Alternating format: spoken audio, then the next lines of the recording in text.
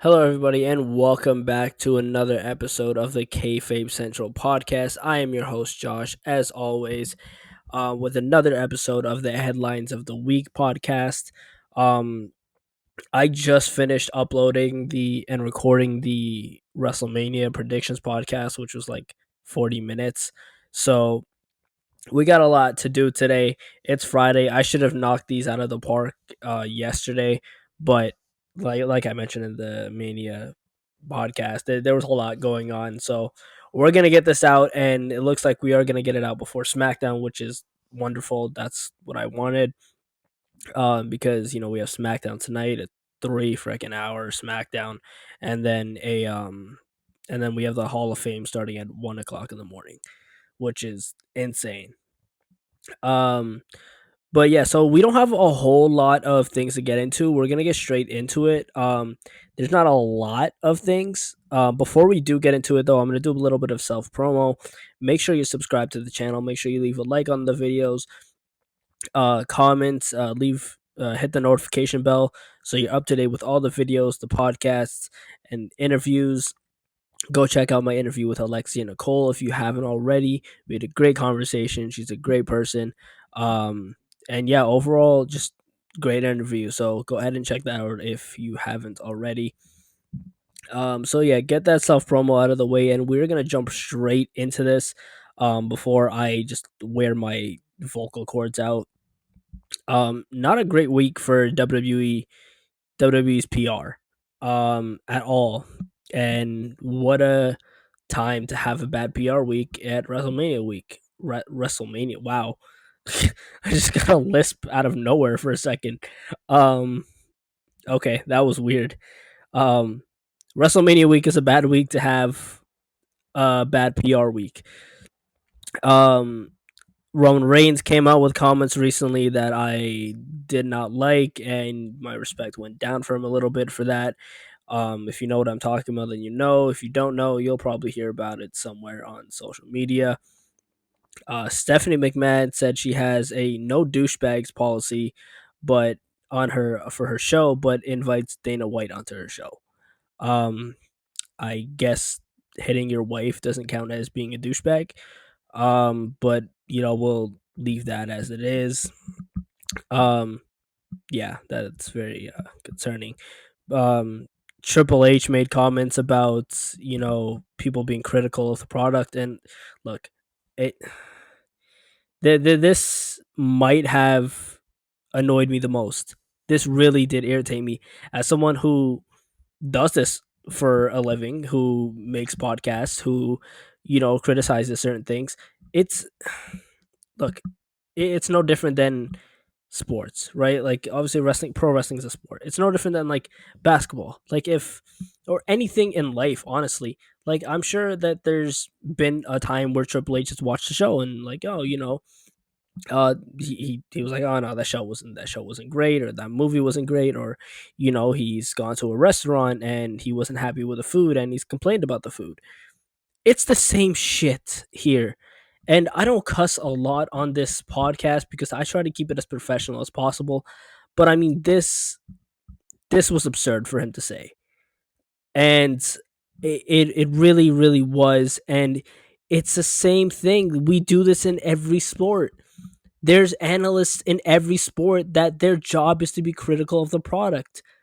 It's a normal thing. Like I'm not here like there might be some other people who like complete like just shit on the product.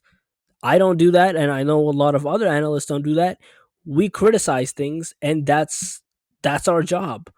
Like I don't understand the thought process of these comments, and yeah, it irritated me a little bit because um yeah it this goes with everything in life. Like I said, man, like you can't tell me Triple H lived his entire life. I don't even know how old he is right now. Can't tell me he lived his entire life without criticizing things. Everyone criticizes things. So, yeah.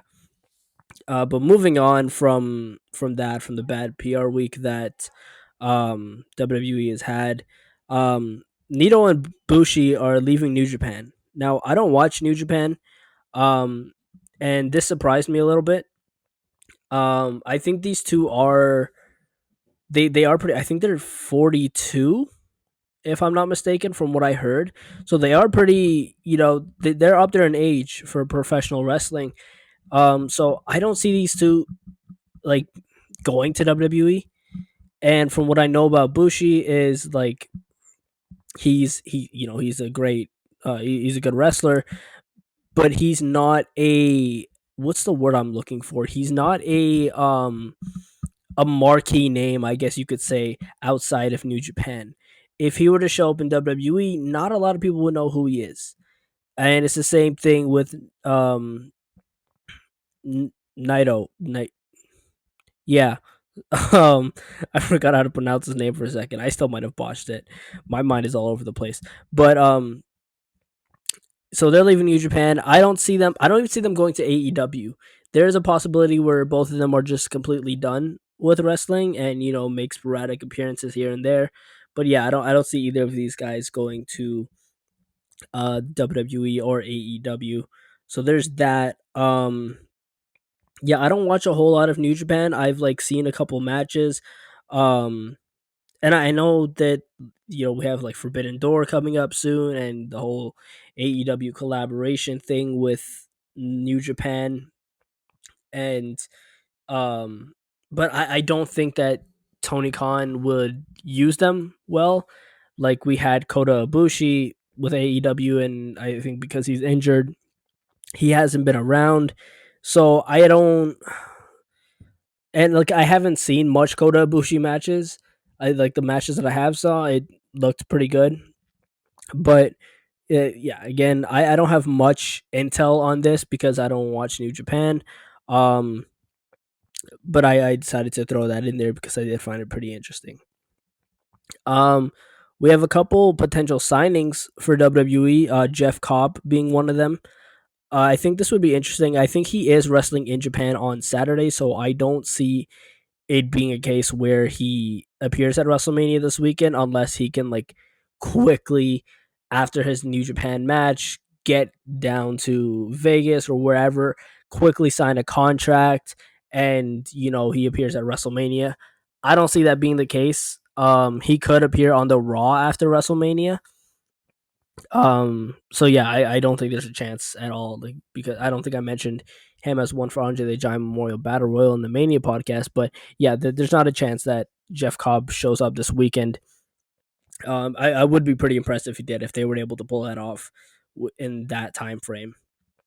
Somebody else who is leaving AEW soon and might be joining WWE in a few months and maybe in the next year. Mariah May is out of her AEW contract in a few months. I do see her going to WWE. I think she would fit in pretty well in WWE. She's good in the ring. She has great character. She has a good character, and yeah, I think she would thrive in a. I think she's 24 years old, so she's still young. I think she would thrive in NXT, and then eventually, maybe after like a year or so, call her up to the main roster. She could have like a Tiffany Stratton type character over there.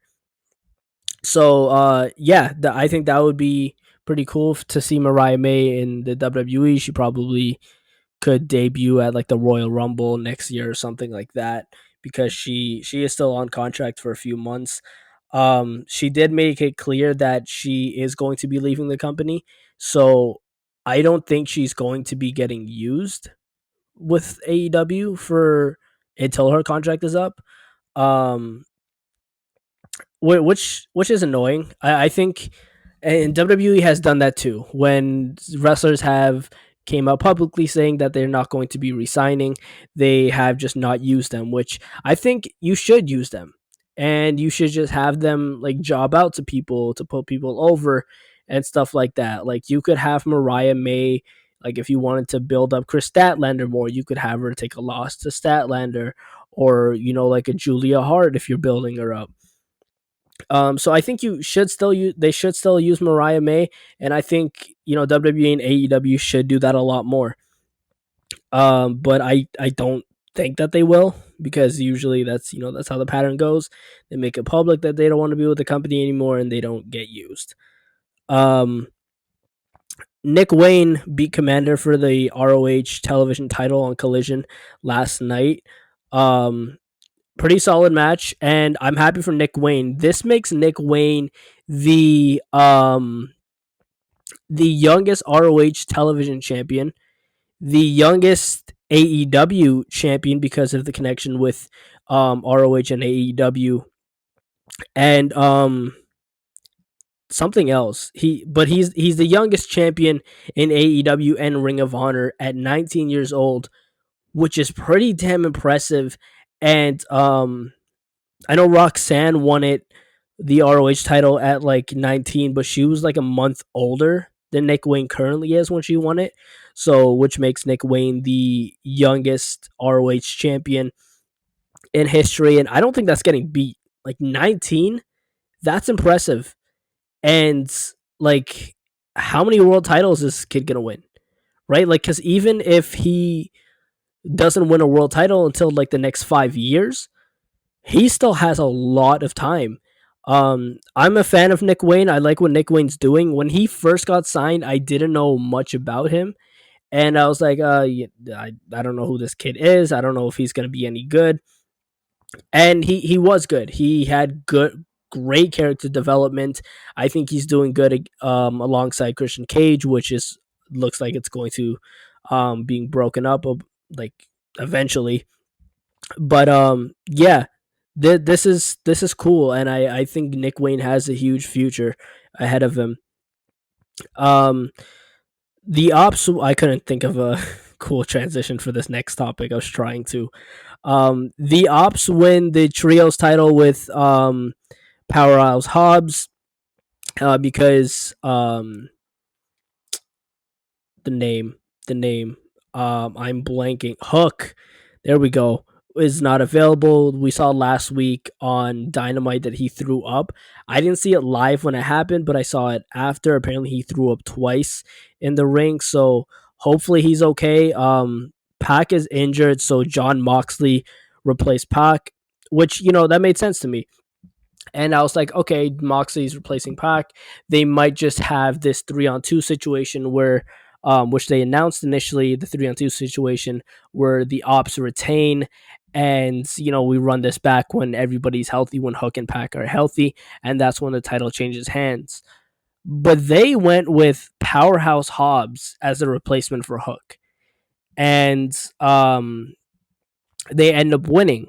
The Samoa Joe, Shibata and Powerhouse Hobbs are now the the AEW trios champions. And this is very interesting to me because when Hook comes back, what's going to be the case? I don't see why Hobbs would just hand over the title to Hook. They could do that, but yeah, I have no idea where they go with this, and I am very interested in finding out. I don't think it leads to like a heel turn or anything like that. It could, but I don't see it happening. I think Powerhouse Hobbs just recently turned babyface too, and I don't see Hook turning heel anytime soon. He's doing fine with the ops right now, but I am interested in where this is gonna go. We had a match with Rocky Romero and Tomohiro Ishii against Josh Alexander and Takeshita, where I actually don't have the result in front of me, so I can't fully remember who won this match. But the outcome didn't matter because after the match, we had Rocky Romero turn on Tomohiro Ishii, joining the Don Callis family, and then we had a returning Trent Beretta, who was previously part of the Don Callis family. Now he's part of that again. So um, I don't see Romero and Beretta being a big part of the Don Callis family. I think they're just there to take, some losses or whatever like that. I do like the addition of Josh Alexander to the Don Callis family, though. I think this really suits him because if they just had Josh Alexander come in as himself, then it would just been like everybody else who comes in as themselves, and there would be really direction for him. But I think putting him in the Don Callis family actually gives him a character, and it's really interesting to see. And I think it's a great fit for the Don Callis family, and I think this was a good idea to put Josh Alexander in the Don Callis family. So yeah, pretty interesting stuff there. Nothing else really happened on Collision worth talking about. Those were the main things, with Nick Wayne winning the ROH television title, and then the Don Callis family getting more members, and Rocky Romero and Trent Beretta. I did get to check out TNA Unbreakable last night, and I'm not going to lie to you, because I don't watch TNA, so I didn't pay too much attention to this. I was doing other things at the time, but I did have it on, and I did, catch a few moments. Um, it was it was a pretty solid show. We had I forget what he went by last night, but he went by Reggie in WWE, and also went by Scripps in WWE. Um, so it was pretty cool to see him. I could see them, throwing him in the X Division type thing. Um, yeah, overall it was an okay show. There, it was just really a build up to Rebellion, which I think is next month, if I'm not mistaken. I don't fully know when Rebellion is, but yeah, I only watch the TNA pay per views. I don't watch it weekly, so I am out of the loop about a lot of things, so I can't give you much intel on TNA. But from what I saw, this was pretty solid. We had a pretty insane match between Sammy Callahan and Mance Warner, which, if you're into hardcore matches, I suggest checking out. There was some pretty cool spots in that match that got my attention. So yeah, we had Joe Hendry and Masha Slamovich picking up the win against Tessa Blanchard and Frankie Kazarian, setting up their matches for Rebellion. So yeah, some cool stuff on TNA Unbreakable there. But yeah, that's all we have for the headlines of the week. I did want to get this out for you guys, though. I really tried to fit it in here, and I was able to, so I'm really proud of myself for that. But yeah, that's all the headlines that we have this week. So bad PR week for WWE, and it's a bad week to have a bad PR week. That is a mouthful. But that's gonna wrap it up for this episode of the podcast. I hope you guys enjoyed. My voice is like going out now. I don't know if the mic is picking it up before you guys can hear it, but I just did a 40-minute WrestleMania podcast and then straight to this. So lot of stuff to do this week. WrestleMania week is hectic as an analyst. So, and this is my first WrestleMania week as an analyst, and I'm really learning um how hectic it is. There's a lot to do. So I'm gonna go unwind and decompress before SmackDown and the Hall of Fame ceremony at 1 o'clock in the morning. So I'll see you guys in the next podcast, which will probably be the Stand and Deliver post show, which, like I said in the WrestleMania podcast, is probably going to be rushed because of the time it ends and the time that the WrestleMania pre-show starts. So I think that's the next time you guys are going to see me or hear from me. Yeah, because you guys just listen. There will be podcasts where I turn my camera on and I'll have my camera and stuff like that. But most of the time it'll just be like this, where you can just listen and stuff like that. Eventually, I am going to have these podcasts on other platforms. I am going to start working on that. So if you can't listen on YouTube and you want to listen to the podcast in your car or something, then I am going to try to make sure that can happen. But with that being said, I am your host, Josh, and this was Kayfabe Central, the headlines of the week. I hope you guys enjoyed. Don't forget to subscribe, like, and comment. Hit the notification bell so you're up to date with all the videos, podcasts, and interviews that come onto the channel. Make sure you go check out that Alexia Nicole interview if you haven't already. And yeah, that'll do it. I'll see you guys on the NXT Stand and Deliver podcast. Take it easy.